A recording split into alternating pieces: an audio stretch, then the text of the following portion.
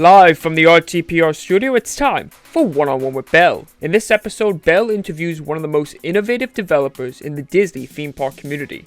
With his focus surrounding recreations like Star Wars Galaxy's Edge and his love of Star Wars as a whole, this is sure to be a great one. Let's send it on down now to Belle. Hello everybody and welcome back to another episode of One-on-One with Belle. Today I have a good friend who we've had quite a storied history together. I used to know him as Lukeman, but now you go as TsunamiDounut. Why don't you introduce yourself? Alright, hey everybody, I am TsunamiDounut as of right now. I'm also known as Lukeman107. Been in the community for a while. Yeah, my name is now this because one night I was a little tipsy and I was like, okay, I've had this Lukeman107 name for about, I would say, since 2012, since I first started. And I was like, okay, I'm 21. I'm going to be 22 this year. It's about time I change my name. And I don't know why, but I used a random username generator, and I think it was Tsunami Vibes came up. So I was like, I don't really want that one. So I decided and I had a donut literally right in front of me. So I was like, why don't I just do TsunamiDounut? I think that's unique and no one's had it. So that's how I have that name. There's literally no good reason for it. It's just that. Just one day you're like, okay, let me go to the random generator and then here's a donut. Works out. All right. What would you say is your primary project that you work on? Primary project. Okay. So for right now, I would say personally for like TFP, I'm doing Launch Bay, Star Wars Launch Bay. It's one that it's basically just whenever I have free time, I'll start working on that one. There's really no like time limit for it, or there's no rush for it. It's just I'm a huge Star Wars fan. So I basically try to do as much Star Wars stuff as I can. I remember when we started Galaxy's Edge, basically I didn't tell anybody about it for about 2 weeks. I just started making the land, and then I was like, okay, I should probably ask for a little bit of help because it may not seem like it. And I don't know if Gar wants me to tell you guys this, but I actually never used a layout for that land. Like a template. I literally just straight built it, pictures and Google and stuff like that. And I think it turned out pretty good for no template. Hey, that's insanely impressive. Wow. Yeah, and I actually never went to Galaxy's Edge before I built that either. I went to Galaxy's Edge in real life in May with my girlfriend, and we saw it, and I was like, wow, I'm actually kind of proud of myself for this one. I've never used a template for it. I just basically went straight off photos. Yeah, I was pretty proud of that one. That must have been quite an experience, finally going in real life and being like, I got this basically spot on. Yeah, it was more shocked than I was, like, because I knew some things were going to be off. I think the only thing I didn't build in Galaxy's Edge was, some of the decor and then Oga's Cantina. Everything and the Millennium Falcon, that is temporary. I'm currently working on a new Millennium Falcon, so we're using like a free modeled mesh disappointment, but that's all we have for right now. But everything else was basically me and Garelli and Foxy the Pirate 2003. We're like the three primary people, but I didn't let them in on that project till later when we were like, okay, we need to get something out there. So we got to go out with a bang. So I ended up getting them in the project later on. And I think it turned out beautifully. I'm pretty proud of it. Oh, that's great to hear. My next question for you is, how would you describe the role of being a developer in a Roblox group? It depends, for me, since I'm in such a great group and a great group of guys, there's not that pressure that I used to feel. Being a developer, you always feel like you have to get stuff done. You have to get this out. You have to, just push out content, for the people on Roblox. And I love TFP for the reason that I don't have to feel that pressure. I mean, there's obviously times where we're like, okay, well, let's bust something out. Let's get something done. But it's not like 24/7. Okay, you have to get this done. There's this date, all this stuff. So it's pretty nice. And but I do definitely recommend, if you're a developer out there, go your pace, because you want to have, the best possible outcome you can have, So, but I honestly don't feel that much pressure, which is nice. How does it feel to be part of a Roblox theme park project with such a storied and influential history on the platform? That is a good question. Funny story, you and me, we go back a long time. And, I was one of those kids that, I don't know why, but I had that mentality of competition. And I don't know why I had that. It took me a while to mature, and this is a great opportunity for me to tell everyone that, is watching this. If I've ever steered you the wrong way, if I ever came at you, I do apologize. Time heals all wounds. And I think maturity was something that I definitely needed to get through, on my end, because we're all making something that we love, and we're all doing something that's passionate to us. So I think that it's great that we're all coming together as a community to create something special for everyone to enjoy. What is your most favorite project that you've ever worked on? Another great question. I'm I don't I'm really proud of Galaxy's Edge because I would say 85 to 90% of that is all me. And that's probably the biggest project I ever did. So I would have to say Galaxy's Edge, and I'm just a huge Star Wars fan. So I think that's just one of those things that just happened that I really didn't plan on. It was more of a natural thing that happened. So that's why I think that's my favorite.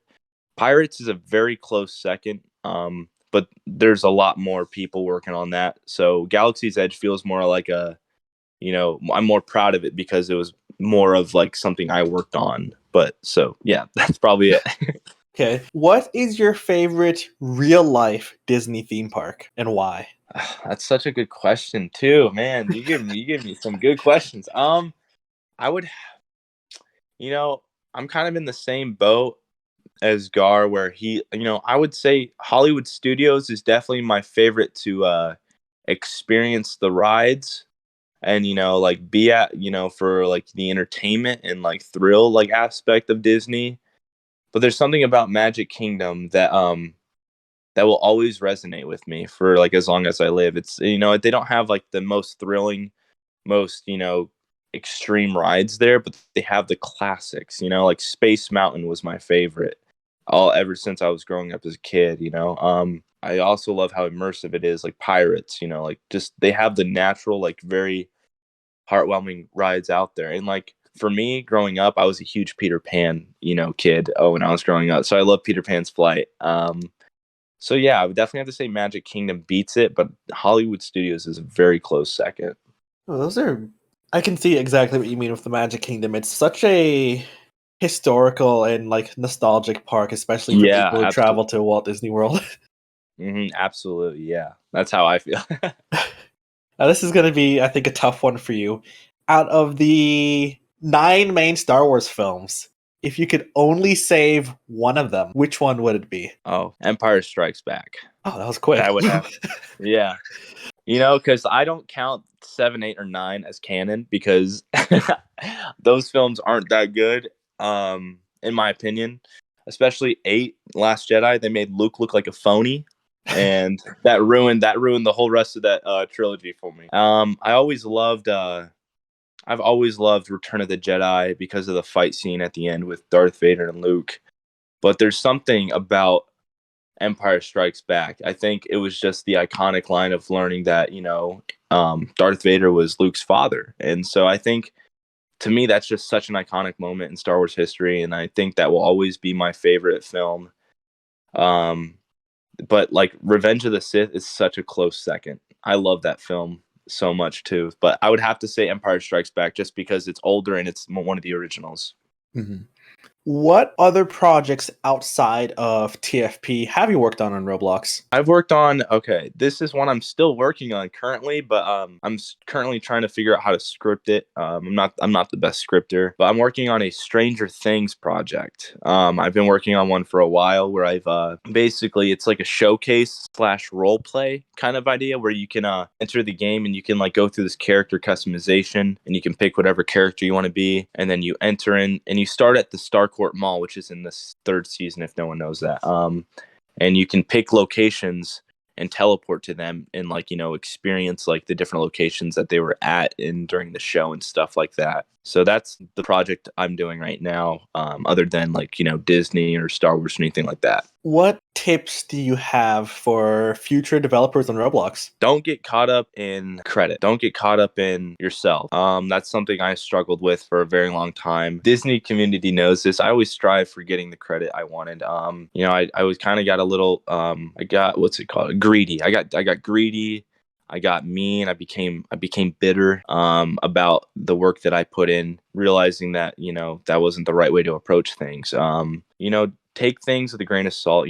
Don't be disappointed about the results you didn't get from the work you didn't do. That's a saying I've always lived by. So you have to put in the work to be able to reap the reward. And so stay humble. Be yourself.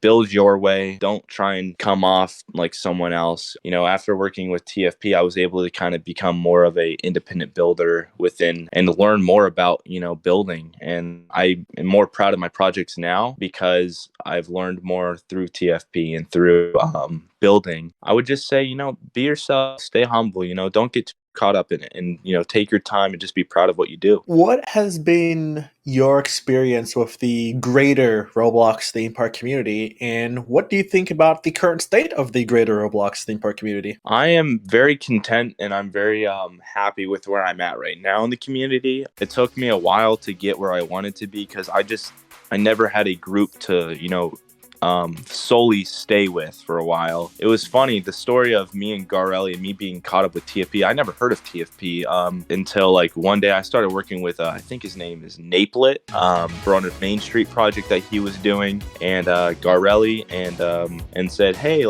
this is cool, he kind of recruited me. He saw potential in my 17-year-old self. It's really cool that he kind of took me under his wing and showed me a brand new way of Roblox development. Right now, I do believe that the community is getting better, at least from my experience. I know that there was a lot of drama there, and I was part of it too. But there's a lot of drama in the past, a lot of negativity, and right now I really like that everybody's kind of keeping to themselves, but also supporting everyone else. That's something I've noticed a lot more recently, is that it's not as oh, they have this, I got to do this better. It's more of oh my gosh, you did that, that's great, that's awesome. It's maybe one day we can do something like that, but that's awesome you got that. So I really do believe that there's light at the end of the tunnel for the community, and I really do think that we're in a good spot right now. And lastly for you, what's next for you on Roblox? What's next for me? I'm getting really old for this, so I'm probably gonna just find just bits and pieces of different things in the Disney community, and we'll focus on my Stranger Things. I'm just going to stay where I'm at. I love the pace that I'm taking. TFP has a lot of really cool things coming up for everybody. So stay tuned. I'm really happy about it. Well, thank you for joining us on the show today. It was a pleasure talking to you. Thank you so much. Yeah, absolutely. You too. For the viewers, be sure to check out the Florida project and go to Galaxy's Edge, where you can see Tsunami's amazing recreation of, Galaxy's Edge, and even other, I believe you said you have showcases or whatnot on your profile? Yeah, I have a few showcases. I have Launch Bay and the Tiki Room are two showcases I have right now. Still in development, but yeah. Yeah, be sure to check those out and give them all the support you can. Thank you everybody for watching today's episode. Be sure to check out our social media. Turn on the notification button on YouTube. Follow us on Twitter. Leave a comment of who you might want us to interview next. And we'll see you guys next time. Bye-bye. See you guys. Bye.